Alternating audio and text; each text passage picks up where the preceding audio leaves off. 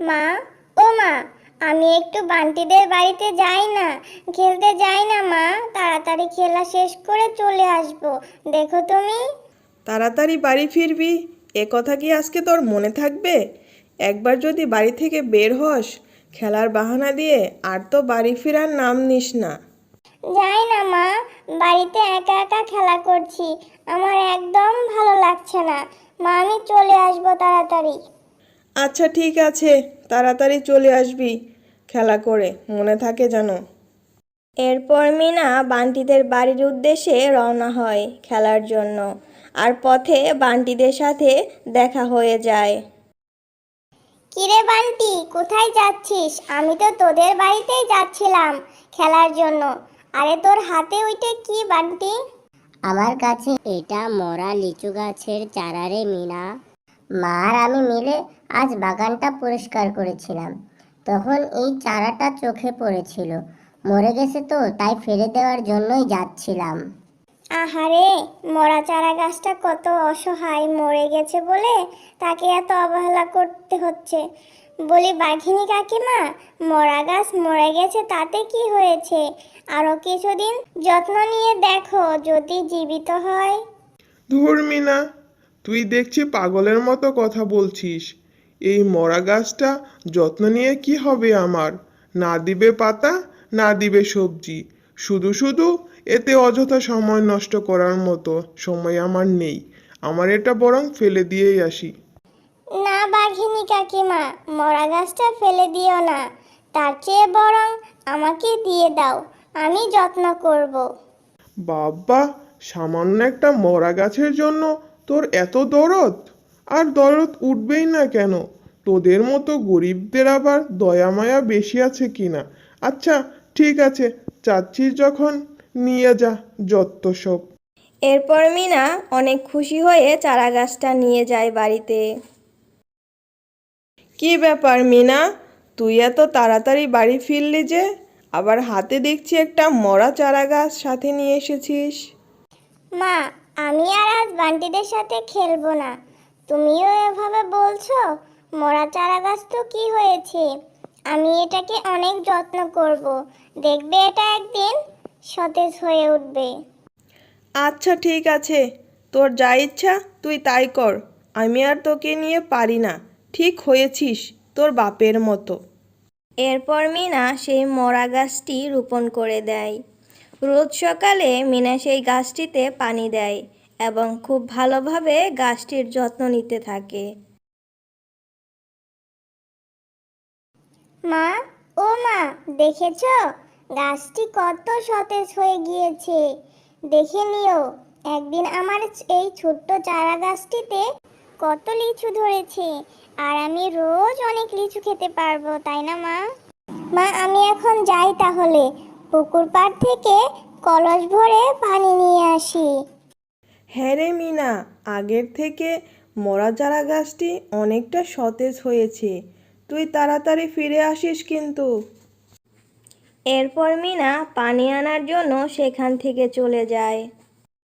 কিরে মিনা, তুই নাকি বাঘিনী ভাবির ফেলে দেওয়া মরা গাছটি নিয়ে বাড়িতে গেছিস? তা কি তোর মরা গাছ থেকে লিচু ধরেছে? যত সব আজাইরা কাজ, তোদের মতো ছোট লোকদের দিয়েই হয়।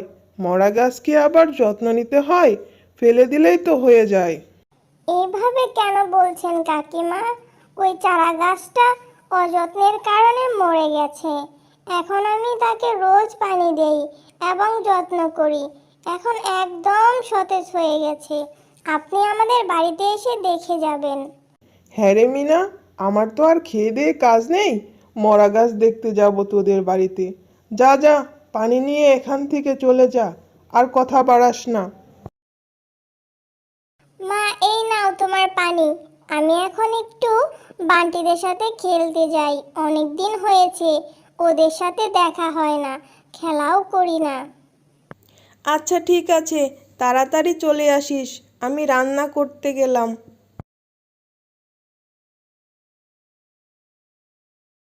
কিরে মিনা, অনেকদিন পর তোকে দেখলাম। তুই আজকাল কোথায় থাকিস রে? সারাদিন ওই গাছটাকে যত্ন করিস, এখন তো আর আমাদের সাথে খেলতেও আসিস না। হ্যাঁ রে বান্টি, জানিস তোদের সেই মরা চারা গাছটির আমি অনেক যত্ন করেছি। এরপর চারা গাছটি একদম সতেজ হয়ে দাঁড়িয়েছে। আয় দেখবি, আমাদের বাড়িতে দেখবি, আয়। না রে মিনা, আমাদের এত আজাইরা টাইম নাই। মরা গাছটা দেখতে তোদের বাড়িতে যাব? তুই আমাদের সাথে খেললে খেল, না খেললে চলে যা। আর আমাদের সাথে না খেললে বরং তোর মরা গাছটির যত্ন নে। যা এখন থেকে, যা। এরপর মিনা বান্টিদের কথায় কষ্ট পেয়ে সেখান থেকে চলে যায়। আর কারো কথায় কান না দিয়ে মিনা সেই চারা গাছটি রোজ যত্ন করতে থাকে। মা মা, দেখো আমাদের সেই ছোট্ট চারা গাছটি কত বড় হয়েছে আর কত লিচু ধরেছে। মা, আমি রোজ অনেক লিচু খেতে পারবো, তাই না? হ্যাঁ রে মিনা, গাছটির জন্য আমি তোকে অনেক বকেছিলাম, কিন্তু গাছটিতে অনেক পরিমাণে লিচু ধরেছে। মা, তুই রোজ অনেক মজা করে লিচুগুলো খেতে পারবি। মিনা, তুমি আমার অনেক যত্ন করেছো। আমি তোমার কারণে এত পরিপুষ্ট হয়েছি। এটা কোনো সাধারণ লিচু গাছ নয়, এটা একটা জাদুর লিচু গাছ। আর একটা কথা শোনো, এই গাছের লিচু কখনো ফুরাবে না। এই লিচু বিক্রি করে তোমাদের সংসারের অভাব দূর হয়ে যাবে। এরপর মিনার মা লিচু গাছ থেকে লিচুগুলো পেড়ে বাজারে নিয়ে বিক্রি করতে যায়।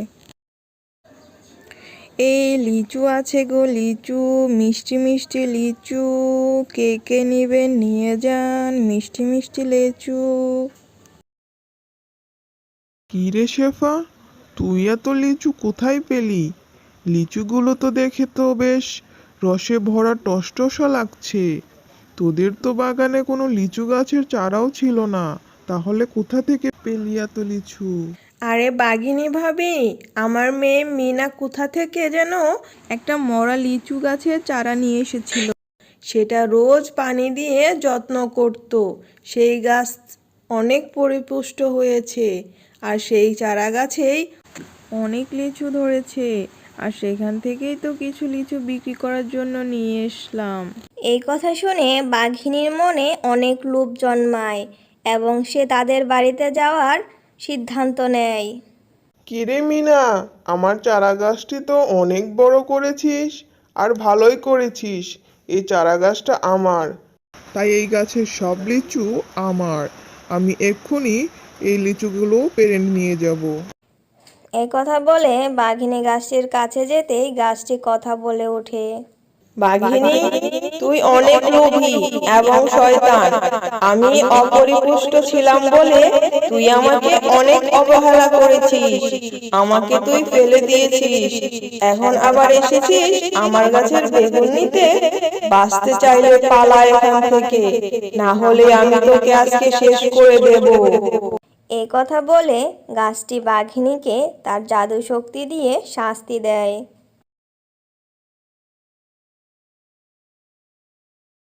ওরে বাবা রে, ওরে মা রে, এদিকে জাদুর বেগুন গাছ, ছেড়ে দাও আমায় বেগুন গাছ, আমি আর কখনো এমন করব না। আমাকে ছেড়ে দাও, আমি আর কখনোই লোভ করব না। মিনা, তুই আমাকে বাঁচা রে মা, তুই আমাকে বাঁচা। জাদুর লিচু গাছ, তুমি বাঘিনী কাকিমাকে ছেড়ে দাও। বাঘিনী কাকিমা তার ভুল বুঝতে পেরেছে। তুমি ছেড়ে দাও বাঘিনী কাকিমাকে। বাঘিনী কাকিমা আর এমন ভুল করবে না। মিনার কথায় জাদুর লিচু গাছ বাঘিনীকে ছেড়ে দেয়। লিচু গাছের হাত থেকে বাঁচার জন্য বাঘিনী দৌড়ে পালায়। তোমাকে অনেক ধন্যবাদ জাদুর লিচু গাছ, তুমি আমার কথা রেখেছো। তুমি আমার কথায় বাঘিনী কাকিমাকে ছেড়ে দিলে। তোমাকে অনেক অনেক ধন্যবাদ মিনা, তুমি আমার জীবন বাঁচিয়েছো। তোমার এই ঋণ আমি কখনোই ভুলবো না। তোমাদের বিপদে আমি তোমাদের পাশে থাকবো।